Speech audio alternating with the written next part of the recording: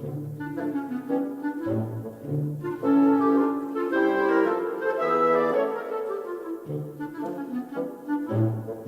morning. It's Friday, October 2nd, and we're all sitting here in our quarantine places, and I'm reading about a half a dozen different articles that are telling me this virus, coronavirus, COVID-19, whatever you want to call it, is not going away.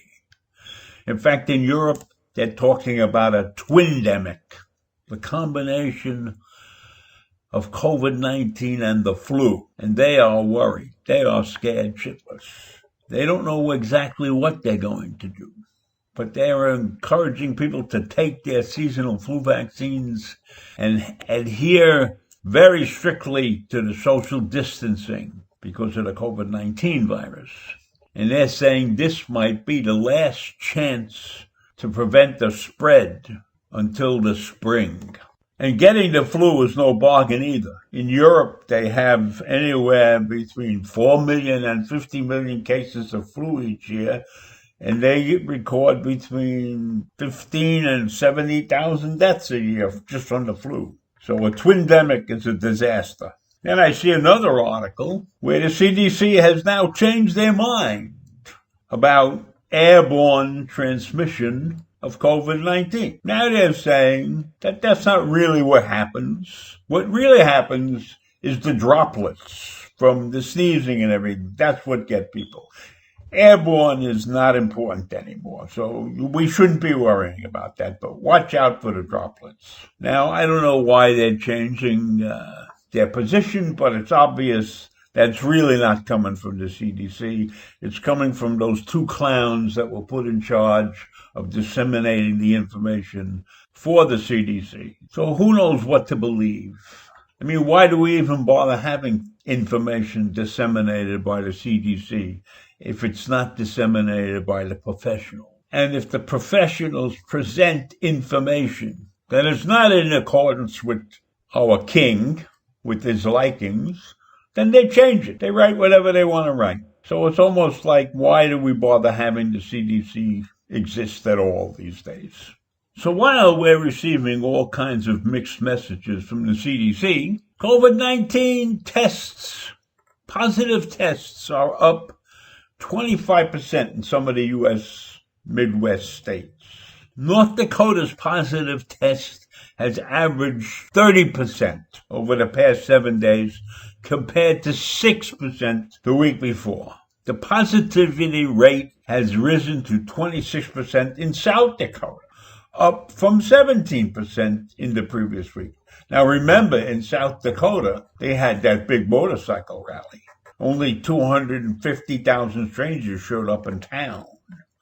So maybe that's why South Dakota is suffering. Then you have Minnesota and Montana, which were steady at 7% for a while, but now Montana's rate rose to 20% according to the analysis. And the World Health Organization considers anything above 5% concerning because it suggests that there are more cases in the community that haven't been found yet.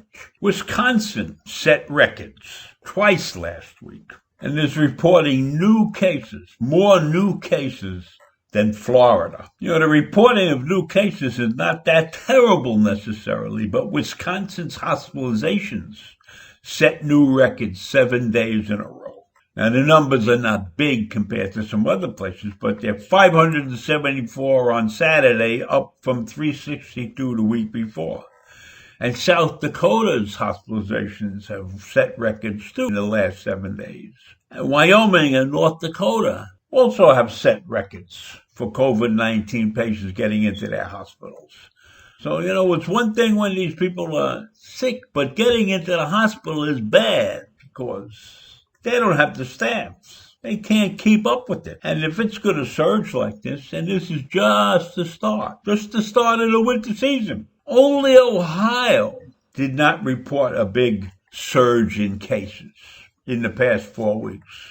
And then we have the eastern states. New York, Massachusetts, Vermont, and Maine have positive tests of 1%. So what are we doing around here that's correct? Obviously, we're doing something that these states in the Midwest and the Far West are not doing. The United States is reporting 46,000 new infections on average each day, compared with 40,000 a week ago and 35,000 2 weeks ago. So is it the weather that's causing this problem? I don't think so. I think this problem is being caused by the lack of a coordinated effort. And this is our problem in this country. We have rights. Because we have rights, people believe that they can do whatever the hell they want because you can't infringe on my rights. And so I have rights, and I won't wear a mask, and I won't pay attention to anybody, and I won't listen. And we have 50 different versions of how to fight COVID. And that is a big problem. That is a very big problem. And this problem is exacerbated by the fact that our leadership will not take a stand and tell everybody we all have to do the same thing. We cannot have 50 different versions of how to fight this virus. We need a concerted effort.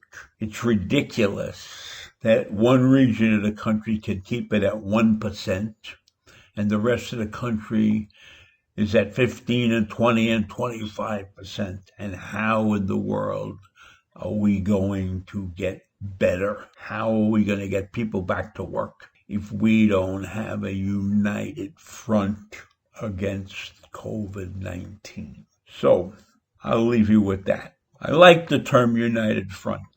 That means that a group, in this case it would be a group of states, that would get unified to fight the common enemy, COVID-19. In any event, I'll see you all in the morning. Bye.